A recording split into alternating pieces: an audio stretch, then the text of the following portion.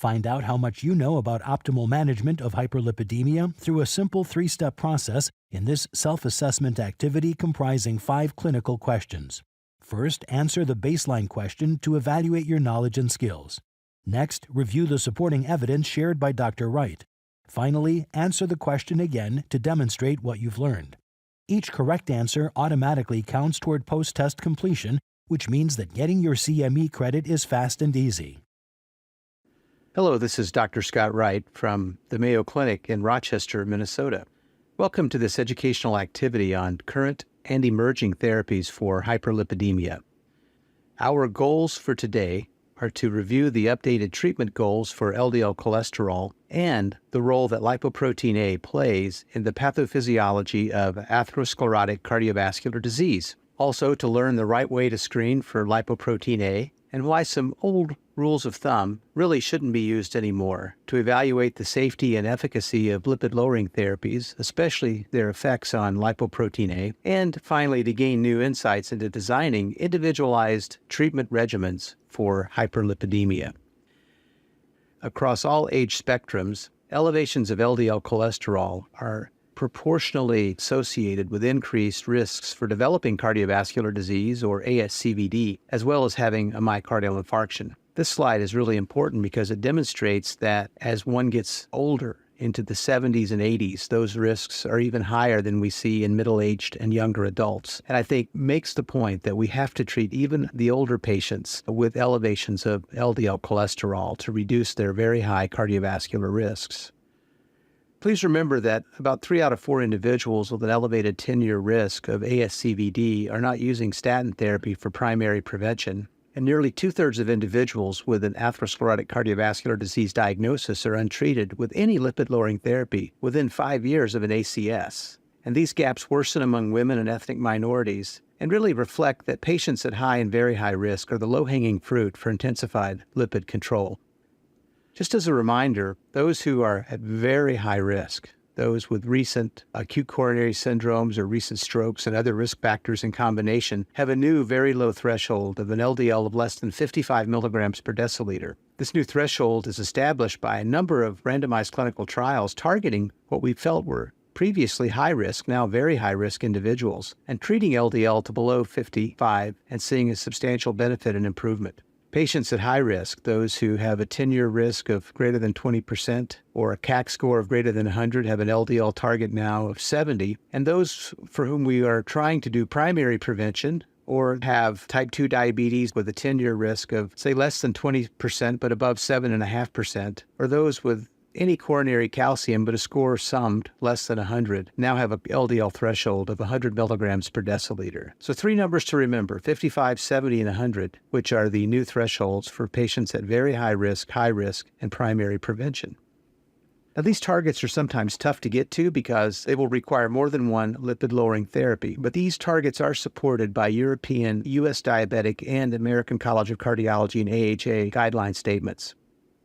The therapies we have today, which are approved for lipid lowering, really work through a variety of mechanisms, which then allow multiple therapies to be used in a way that is integrated or complementary so that we can reduce LDL to extremely low levels. There are 2 groups of drugs which block the synthesis of LDL cholesterol, including statins that we are all familiar with, and then a recently approved compound called bempedoic acid, or a citrate lyase inhibitor. I think we're all familiar with statins, and bempedoic acid works just a couple of steps ahead of where statins typically work. Ezetimibe works in a very different mechanism because it reduces cholesterol absorption in the proximal small intestine by blocking the Niemann-Pick C1-like-1 factor. And finally, we have therapies which really reduce PCSK9 levels and lower cholesterol that way. Now, why does lowering PCSK9 reduce cholesterol? Well, here's why. When LDL and PCSK9 are bound together, and then that pair bind to an LDL receptor on the liver, as the cholesterol is internalized into the liver, there is not only degradation of the cholesterol and the PCSK9, but the presence of the PCSK9 is like a kill signal so that LDL receptor is destroyed, and the liver has to synthesize a new one and express it back on the surface. If LDL binds the receptor without PCSK9, then the LDL is internalized, it's digested or dissolved, but the receptor is not touched, and it goes right back to the surface. So anytime you lower PCSK9, you increase the number of LDL receptors at the surface of the liver, and by doing so, you actually lower plasma LDL. The monoclonal antibodies work by just binding PCSK9 circulating in plasma, while inclisiran works through the RNA silencing complex to interrupt the transcription of messenger RNA for PCSK9 so that the liver cell doesn't express the PCSK9 protein.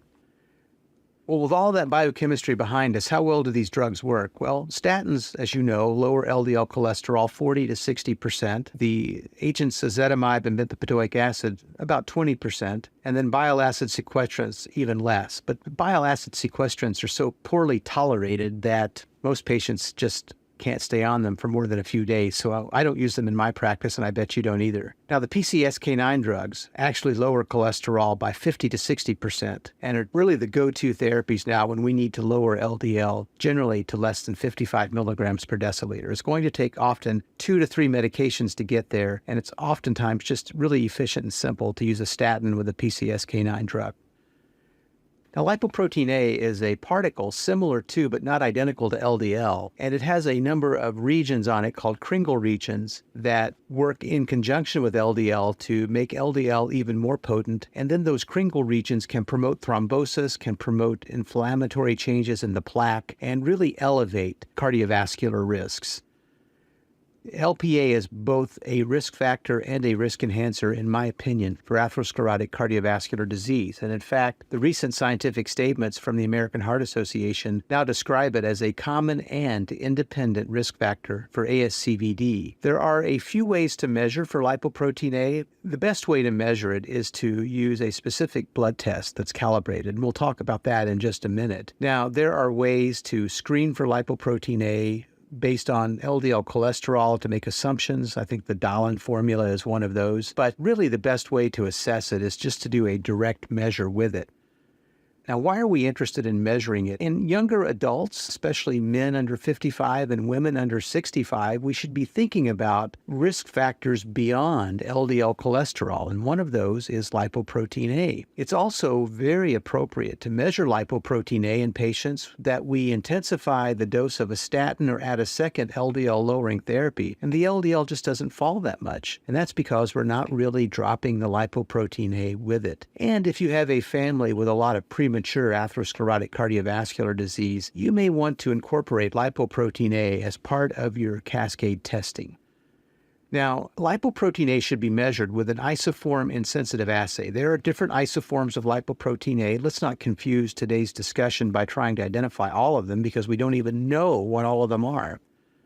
But you need an assay that is typically reported in nanomoles per liter. Now, some will report it as milligrams per deciliter, but the very excellent labs now and almost all of the elegant science with lipoprotein A really looks at risk in terms of nanomoles per liter. So if you have a choice with regard to testing, go with an assay that measures it in nanomoles per liter. There are ways to indirectly calculate the degree of lipoprotein A elevation based upon the LDL, because you can assume that about 30% of the LDL is bound to lipoprotein A, but even that assumption is now not true, that the latest science would say that it could be 10 to 70%. So let's not use the old equations to do that, but instead, let's measure lipoprotein A along with LDL independently and then look at what those values are. And just to remind you, lipoprotein A itself elevates cardiovascular risks by 25 to 30%. And with elevations of LDL, you see an almost doubling of ASCVD risk in patients. If you look at population risks that have been reported, and there are a number of these, this is one example of several, you can see that a degree of lipoprotein A elevation, while it may appear modest, is adjusted with almost a 1.5 times increase in risks of atherosclerotic cardiovascular disease based upon data from the Copenhagen General Population Study. And a lipoprotein A even higher almost doubles a risk. So there is some degree of increased risk across almost any degree of elevation of lipoprotein A, but even modest increases in risks are associated with a 25 to 50% additional risks of developing adverse cardiovascular events. Now, what levels of lipoprotein A are considered high risk, right? Well, the AHA in 2018 and 2019, along with the American College of Cardiology, used a threshold of 125 nanomoles per liter. In 2022, I think they became a little more cautious and said, well, we think that the risks are probably starting at a lower level of lipoprotein A, and didn't specify. And I think that's because the most recent research is going to show that almost any degree of LPA elevation carries some additional risks. And the NLA in 2022 recommended a threshold of 100 nanomoles per liter. So what can I tell you as a risk to use? Well, certainly 100, maybe even lower. And I think you just have to individualize it. And if you have a patient, especially an African-American patient who's 90, 85, or 90, they're going to be elevated. And maybe a Caucasian population above 20 or 25 nanomoles per liter will start to see some elevation in risk.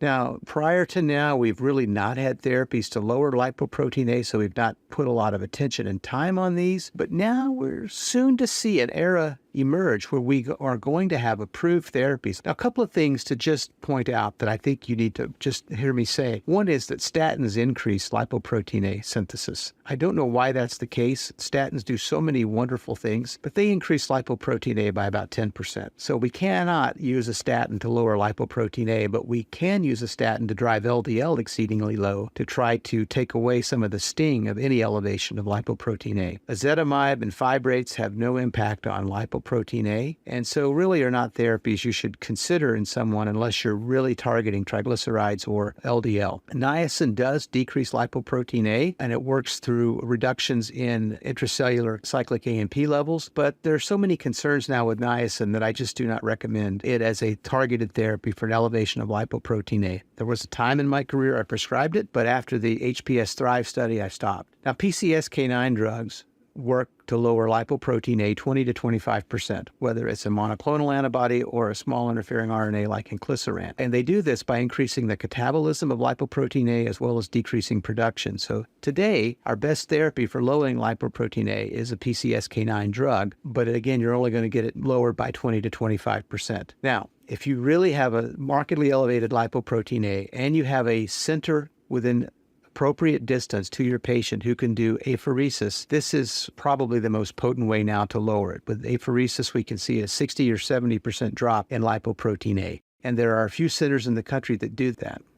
As I said earlier, statins increase lipoprotein A by 10%, maybe even up to 20. Ezetimibe does not lower it at all. Apheresis is our most potent therapy today by lowering it 60 to 65%, and inclisiran has been shown to lower it 20 to 25% as well. So if we want to pharmacologically treat an elevated LDL with an elevated lipoprotein A, we have to use a PCSK9 drug. We do not want to use statins to treat an elevated lipoprotein A. We should only use the statin as part of an LDL lowering strategy. Ezetimibe and bempedoic acid are not to be used, neither is niacin. The drugs currently under investigation which lower lipoprotein A are several, and two that we want to talk about today are pelacarsen and olpasiran. These drugs really dramatically reduce lipoprotein A levels. You can picture this by thinking about it like this. Just as ezetimibe and diet can lower cholesterol and LDL 20-25%, potent statins can lower it 40 to 50 to 60%. Well, these drugs are going to be the potent LPA lowering agents. Pelacarsen has been shown to lower lipoprotein A 80%, olpasiran 90%. Both of these have the GalNAc moiety on them, which means that they are targeted to go exclusively to the liver, and they are subcutaneously given. Pelacarsen once a month, olpasiran every 3 months. These are in phase 2 and phase 3 studies, and these studies will be reported out likely in the next couple of years. Now, here's a schematic that you have probably seen with lots of lipid-lowering therapies showing where these drugs work.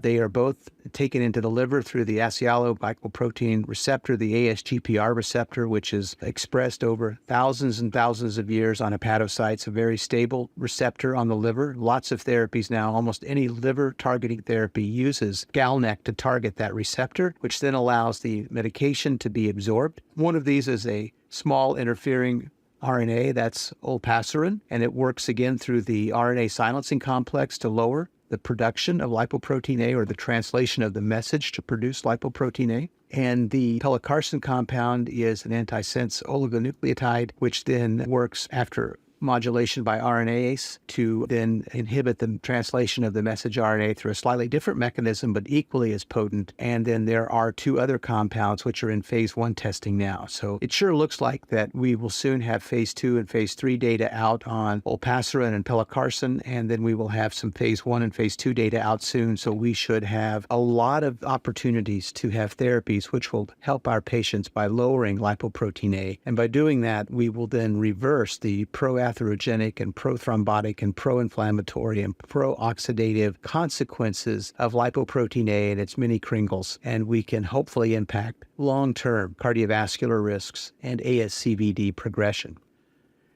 Here's data from the olpasiran phase 2 trial called the OCEAN study showing, at the doses now being tested, an 80 to 90% reduction in lipoprotein A. These are really dramatic reductions in lipoprotein A, very, very potent. 75 milligrams every 12 weeks lowered lipoprotein A 95 to 97%, 225 milligrams every 12 weeks, 100.9 to 101%, and then 225 milligrams every 24 weeks, 86 to 100%, with similar risks of adverse events across all dosings. And again, like the PCSK9 drugs, the most common side effects are injection site reactions. Now, the phase 3 OCEAN trial is an expansion study currently aiming to enroll about 6,000 participants to look at the impact of therapy on major adverse cardiovascular events. The key inclusion criteria are adults, generally aged 18 to 85, with a history of ASCVD defined as either myocardial infarction and or coronary revascularization, plus a single risk factor, and then a lipoprotein A of greater than 200 nanomoles per liter at screening, so very high lipoprotein A's. Key exclusion criteria are listed here for you to see. You can see that it's very typical of most trials, and then they're going to be testing a dose of olpasiran against placebo given every 12 weeks for 4 years, with a primary outcome of time to the first coronary heart disease death, and the combined endpoint will include that or MI or urgent coronary revascularization to be completed in a little less than 2 years' time. Well, let's look at the pelacarsen phase 2b trial, which used an entry criteria of ASCVD and then a lipoprotein A of greater than or equal to 150 nanomoles per liter, slightly lower lipoprotein A measures than in the previous trial we talked about. And the data on the left demonstrate a dose or intensity of dosing reduction in lipoprotein A depending on the dose of pelacarsen chosen, as well as the frequency of administration. And these early trials are largely done to find the dose that works, the dose at which one starts to see as an asymptotic reduction that maybe not going any higher would be of benefit, and then trying to find really the lowest, safest dose to use. And you can see on the right that placebo-adjusted change in lipoprotein A concentration shows that really there was up to an 80% reduction, whether you use 20 milligrams every week or a 70% reduction if you use 60 milligrams every 4 weeks. Now, some of you may work at hospitals or centers where there are adjustments being made using the Dahlin formula or other correction formulas for LDL coupled with lipoprotein A. So let's look at this as an example, looking at pelacarsen. So the patient's LDL measures initially at 76 milligrams per deciliter, and then once the LPA and LDL corrected are analyzed or are quantitated, shall we say, the lipoprotein A appears to be about 14 milligrams per deciliter, the LDL about 62, and then after a month of therapy, there's an even slighter reduction in LDL, just down from 62 to 55, but a dramatic drop of almost 70% in lipoprotein A. Now, this seems pretty slick, doesn't it, that you can calculate the percent of LPA and LDL, but the next slide really should help us to realize that that's really no longer an accurate way to do it. When we look at laboratory-reported LDL changes with dosings of pelacarsen and then correct using something like the Dahlin formula, you actually are seeing changes in the LDL-C that go up, which really are not happening when you actually direct measure it using direct measures of lipoprotein A and then have corrected LDL cholesterols, which appear to show then a dose-dependent reduction using varying doses of pelacarsen, and follow in synchrony with that decline in LDL are drops in total apoprotein B as well as non-LPA associated apoprotein B. So I think take-home message from this slide and the previous one, which are both quite complex and really are for people who are sort of lipid nerds rather than practicing clinicians, is that pelacarsen works by directly lowering lipoprotein A and doesn't have too much of an impact, sort of neutral to mild lowering of LDL cholesterol, and that you really need to use laboratory tests that directly measure lipoprotein A as well as LDL. And if you have a laboratory like the one that I practice in, you can also get measures of lipoprotein A associated LDL cholesterol. Well, the Horizon trial is the one that's really going to test pelacarsen for outcomes. And the key inclusion criteria for this trial are adults, again, aged 18 to 80, similar to the previous outcomes trial we talked about with a different agent, a history of ASCVD, defined as an MI, a stroke, a significant symptomatic PAD, an elevated lipoprotein A of greater than 175 nanomoles per liter, or equal to that, at screening. And they're using pelacarsen monthly at 80 milligrams against placebo for about 4 years. They've enrolled or will enroll a little over 8,000 patients. The key exclusion criteria are those similar to almost all lipid studies. And then the primary outcome will be a time to first major adverse cardiovascular event, defined as cardiovascular death, MI, stroke, urgent revascularization requiring hospitalization, with an estimated completion date of May of 2025. So I think the key takeaways are that in the interim, until LPA-specific therapies are available, PCSK9 drugs can be used as an interim strategy. They reduce LPA by 20 to 25%, while at the same time they lower LDL at least 50%, sometimes more. Pelacarsen and olpasiran are drugs currently under investigation, which really dramatically reduce lipoprotein A levels. And those are really the limits we have for treating LPA until we have more effective therapies that are FDA approved. But these therapies are in the pipeline. They're in cardiovascular outcome trials. And I think in a year or two, we're going to have some exciting data to look at and to think about using in our patients.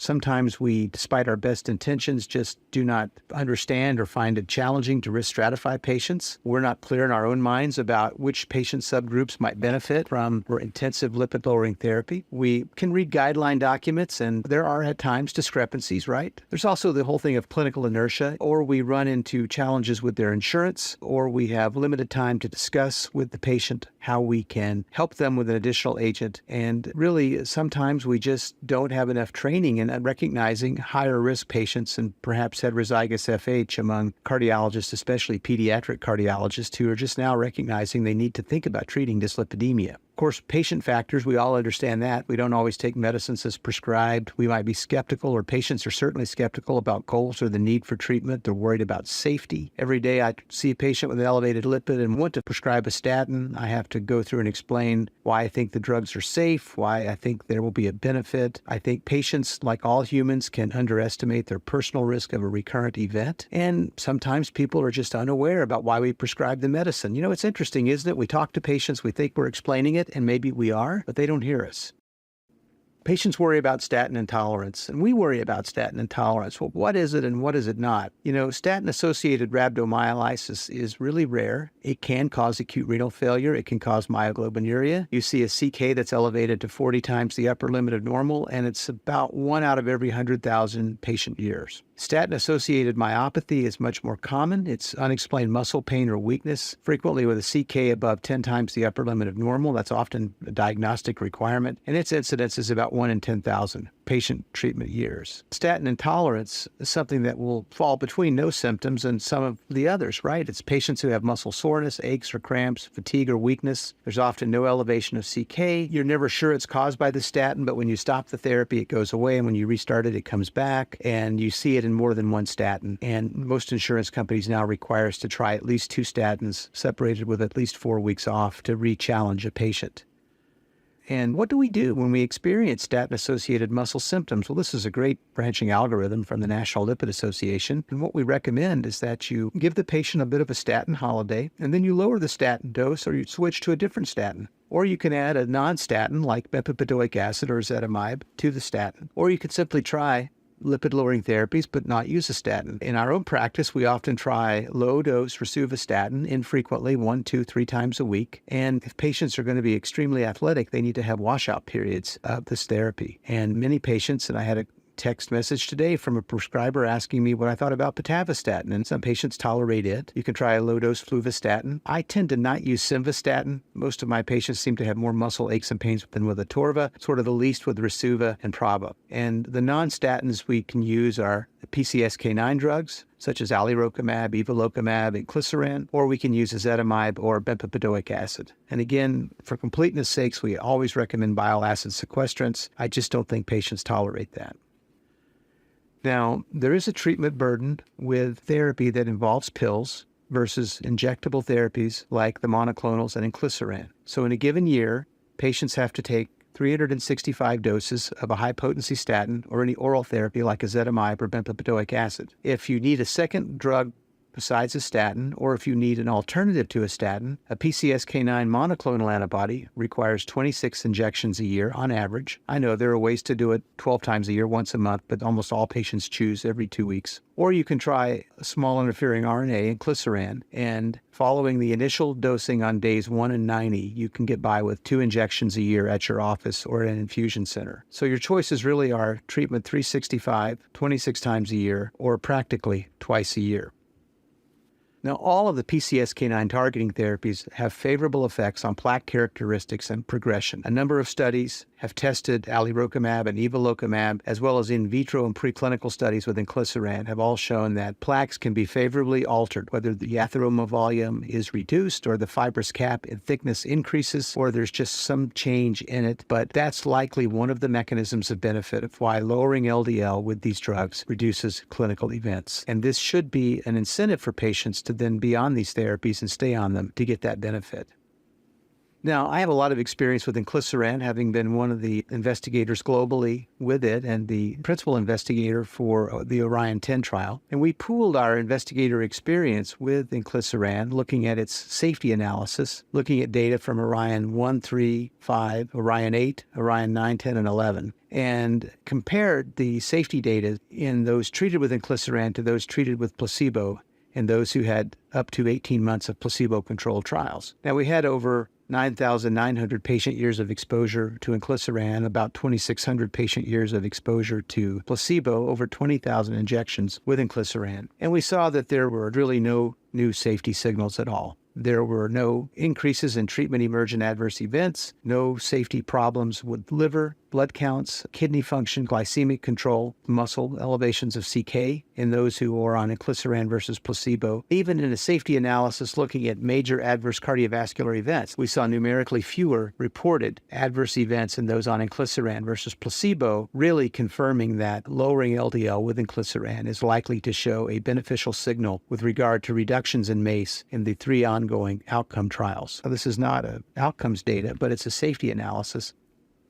So what are the best practices to get access and get these drugs approved for our patients? Well, thorough documentation is the key to success. Many insurance companies now require 12 weeks of ezetimibe before they will consider escalation to a PCSK9 like inclisiran. You need to document the degree of LDL reduction and the fact that the patient has not met the goal that you are trying to get them to. And then don't be surprised if you have to do appeals, especially for inclisiran. That's been my experience as a prescribing physician. One more quick note, we can often use non-HDL cholesterol as a good second measure to use, especially when the triglycerides are above 200, and you must use it when they're above 400, because the calculation of VLDL by the Friedewald equation when triglycerides are elevated will result in an underestimation of LDL, because LDL is calculated as a subtraction from all the other lipoproteins. And sometimes we are simply misled that our patient is at goal when their actual LDL, if direct measured, would not be 70 or 80, it would be 100 because the triglycerides are elevated. And so you have options. You can do direct measures of LDL, or you can use the Martin-Hopkins equations for greater accuracy in measuring LDL cholesterol. Well, this concludes our discussion today. I hope you found the activity informative and helpful in understanding the clinical implications of an elevation of lipoprotein A, and have a renewed appreciation for how we can use currently available lipid-lowering therapies to really begin to address this risk-enhancing factor that lipoprotein A is, and have a better grasp of the therapeutic characteristics of potential future specific treatments targeting lipoprotein A. This activity is certified by the University of Florida College of Medicine. This activity is developed in collaboration with our educational partner, PVI, PeerView Institute for Medical Education. Remember to download the slides and practice aids.